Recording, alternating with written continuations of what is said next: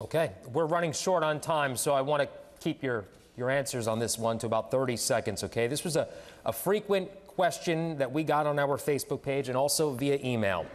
Do you believe Indiana should stop observing daylight saving time? It's a big question. A lot of people want to know. Mr. Hill. I liked it. I liked the system that we had before Mitch came in and meddled with it. I think now we're at a point where I don't know that it matters that much. I think the thing that matters most to me is that we got to have Indiana on one time. We're evenly split. It can be Eastern or Central. I would choose Eastern time to go along with the markets. But I think that would be our priority. Okay. Mr. Hill, thank you. Mr. Chambers, 30 seconds. I've heard the same thing as I've traveled the state. You just have to sit down and talk to small, medium-sized businesses and all businesses, really. It really affects the ag community, and that's where I've heard it the most. And so I'd want to make sure that they're part of the conversation on whether we stick to one time and whether that's Central or Eastern.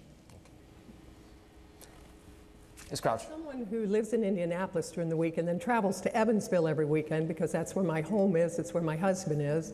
And don't feel sorry for him, he loves the arrangement.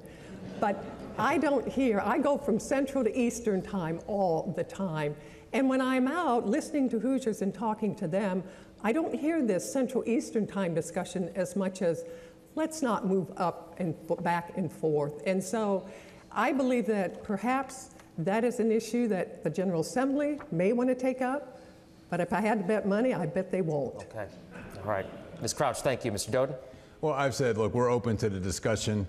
There's obviously different people who have different thoughts on this, but the General Assembly will have to decide whether they take this up, and we'll have a discussion about it and see what they want to do. Do you have a position on it, though? I don't have a dog in the hunt. I'm just open to different ideas and seeing where the General Assembly wants to go with it. Fair enough. Mr. Braun.